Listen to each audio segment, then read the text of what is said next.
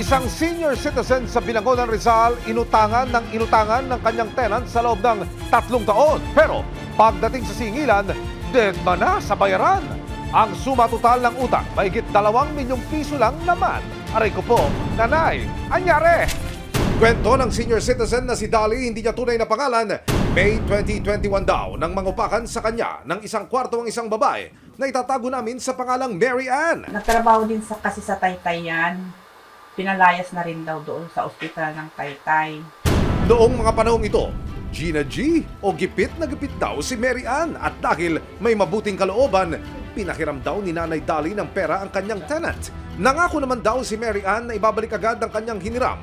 May makukuha daw sila ng mana sa Taiwan. Sabi ko, itotoo ba yan? Tapos di tuloy-tuloy na yung kuha nila ng pera. Ito, ano po yan? Anong klaseng resibo yan? Anong klaseng... So, ito yung pinarating nyo sa Money Remittance Center. Ito yung pinaraan nyo yung pera. Opo. Halos araw-araw ba? Linggo-linggo? Ganon? Araw-araw po. Araw-araw nanghihingi yan. 2 beses pa po sa isang araw ko minsan. Dahil hindi nila po ako talaga tinitigilan. Oho. Pero wait, hindi lang pala si Mary Ann ang nangutang kay Nanay Dolly. Pati ang anak ni Mary Ann na si Billy at kinakasama nitong si Jane. Hindi nila tunay na mga pangalan.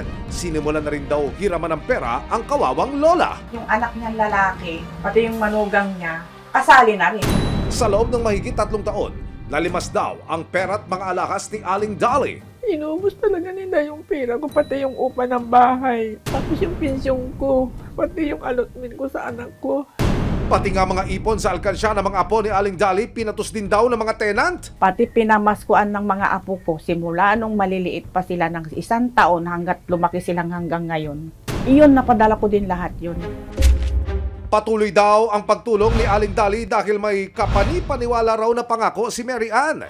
May mamanahin daw siya sa namayapang asawa sa Taiwan, kaya siguradong mababayaran daw nila si Aling Dolly.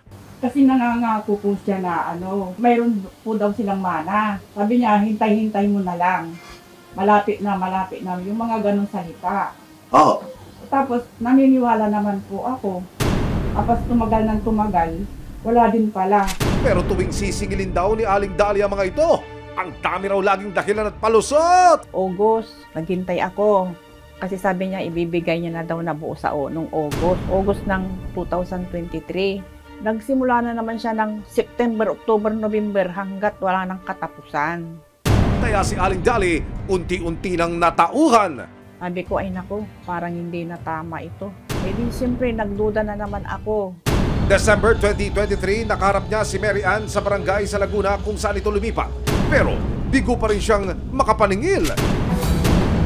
Mahigit 2 milyong pisong ipon at mga alakas daw ng isang senior citizen sa Binangonan, Rizal. Naubos umano sa kauutang ng dati niyang tenant. Ilang taon na yun, simula nung nagtitinda ako talaga ng bagoong. Iniipon ko po yun lang. Pero ginanon nila ako. Sobrang hirap ang ginawa nila sa akin.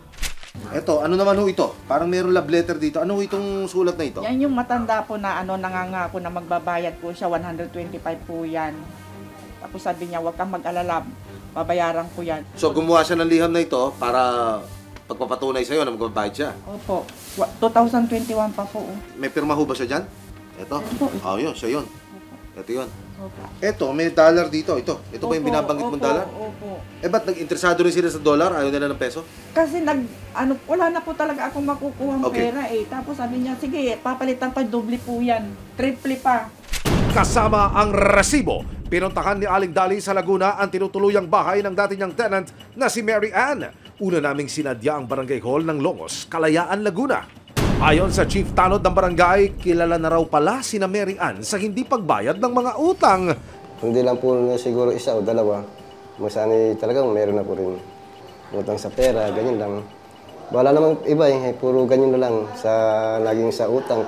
Sinubukang ipatawag ng barangay si Mary Ann pero... Ay, pumunta. Gusto kung magtimanda kayo, magtimanda na lang daw sila. Punta na lang natin. Pwede naman po. Kasama ang resibo, nagtungo ang barangay at si Aling Dolly sa tirahan ni Mary Ann. Pero pagdating doon, pinagsarhan sila agad ng pinto. Anak! Ba't masama ka? Siyempre, paano binabayaran? Si Mary Ann ayaw na talagang harapin si Aling Dolly. Oh, bakit hindi ka lumabas? Sobra ka na, sobra na kayo. Inubos niyo ang pera ko. Kaya mo lumabas kung talagang matapang ka, lumabas ka. Ilabas mo yung manugang mo at yung anak mo. Mag-usap tayo. Ilan taon na yung utang nyo. Ilang taon na, nagpasarap kayo sa pera ko. Ilang saglit pa, tumatawag na ang manugang ni Mary Ann na si Jane. Hindi niya tunay na pangalan. Hello po, tita. Oh. Ano po kaya yung sinasabi ni tita? Sabi ko, di ba po, nag-ano ko sa'yo ng by February po? Oh, February. Wala namang katapusan yun eh. Eh kasi naman, napakatagal na yung anong gagawin mo dyan? Hulog-hulugan? Hindi na ako papayag na gano'n ang mangyayari. Eh, ang sabi mo, mag-a-abroad ka na, ilalayasan mo na yung utang mo. Kahit na mag-abroad ka, pababalikin kita. Tita, hindi ganito. By February pa po, wala po, hindi po ako makakalis hanggat may kaso po akong ganyan. Eh, dapat lang. Bayaran nyo na lahat yan para wala nang problema. Oo nga po, tita. Yung utang ko po, babayaran ko po kalahati. Pero yung full po, hindi ko po talaga kaya, tita. Matapos makausap ni Aling Dolly ang 2 sa 3 nangutang daw sa kanya, bigo pa rin siyang makapaningil. Ang huli niyang pag-asa, ang anak na mismo ni Mary Ann na si Billy, hindi niya tunay na pangalan. Pero hindi rin siya kinarap ni Billy. Nagsinungaling eh. Ayaw niyang aminin yung mga ginawa nila. Dapat isama din sa listahan sa pagdidimanda sa kanila. Kailangan silang tatlo ang magkasama. Mahigit 2 milyong pisong ipon at mga alakas daw ng isang senior citizen sa Binangonan, Rizal. Naubos umano sa kauutang ng dati niyang tenant.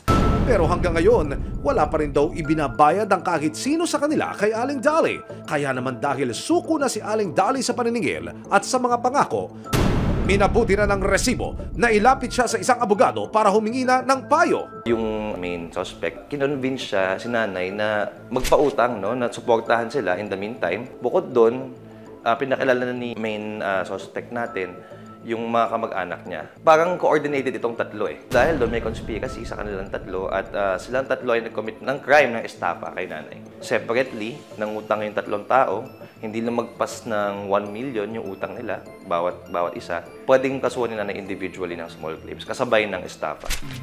Ang payo ni attorney, sampahan na yan ang kaso. Kaya naman itong Miyerkules kasama ang resibo. Nagdesisyon na si Aling Dolly na formal lang magsampa ng kaso sa Binangonan Police Station laban kina Mary Ann, Jane at Billy.